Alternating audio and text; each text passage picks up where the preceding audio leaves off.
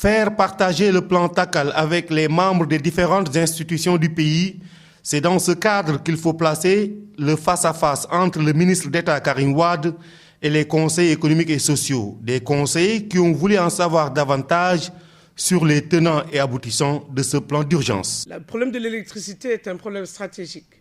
Et je pense que, monsieur le ministre d'État, dans ce secteur, vous n'aurez pas droit à l'erreur. Parce que l'indulgence de la part des populations du Sénégal sera de niveau 0. Raison pour laquelle nous vous félicitons d'avoir bien voulu venir ici au Conseil et discuter avec les conseillers pour vous donner des recommandations sur le plan Takal. Il ne sert à rien de faire des critiques négatives. Nous sommes au niveau du Conseil, c'est pour faire des critiques positives allant dans le sens de l'amélioration de ce plan. Ma préoccupation, c'est que je m'attendais à ce qu'il y ait quand même une place assez importante qui soit accordée aux énergies renouvelables. Et ce n'est pas le cas.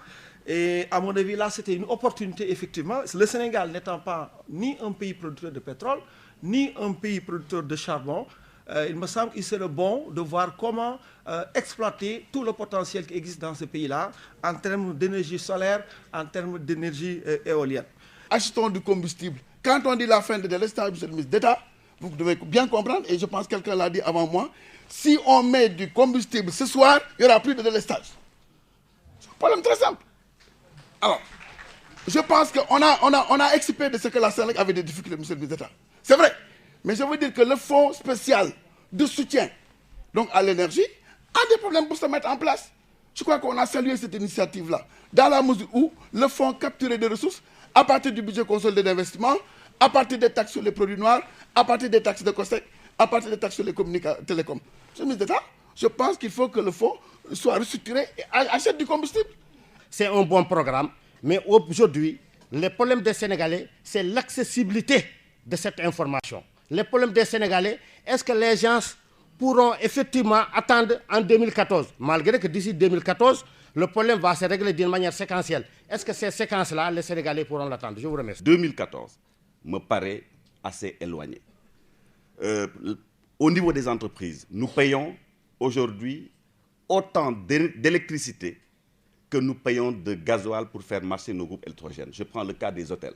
Monsieur le ministre d'État, vous en avez eu la preuve. Nous avons été à vos côtés pour l'instauration, quelqu'un d'autre l'a parlé avant, d'une compagnie à laquelle personne ne croyait et qui aujourd'hui fait la fierté de notre pays. Le secteur privé également peut et doit jouer ce rôle pour participer justement au règlement de ce problème d'énergie au Sénégal. Ce plan Takal est une réponse à la crise énergétique qui secoue le Sénégal. Il ambitionne de restructurer la Sénélec, sécuriser la production, la transmission et la distribution de l'énergie au Sénégal.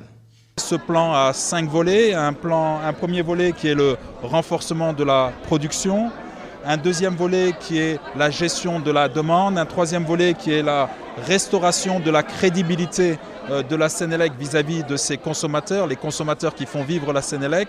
Un quatrième volet qui est la mise en place d'un fonds de sécurisation des approvisionnements en combustible pour pouvoir faire tourner la Sénélec. Et un cinquième volet qui est la restructuration financière de la Sénélec qui passera par un investissement important et la mise à disposition de ressources financières. Donc vraiment, je voulais me féliciter de cette rencontre qui a duré près de 5 heures d'horloge. Les débats étaient intenses, à forte valeur ajoutée. Surtout, ce que je retiens, c'est que nous avons pu recueillir à travers les questions, à travers les interventions, les conseils, les recommandations, un certain nombre d'interrogations qui vont nous permettre de mieux affiner le plan et de s'assurer d'avoir un plan qui fait l'unanimité et qui va véritablement à très court terme régler le problème des délestages et régler le problème de la situation dans le secteur de l'électricité. Je voudrais juste préciser une chose, c'est que le plan va s'étaler sur la période 2011-2014, mais nous ne parlons pas de fin de délestage en 2014.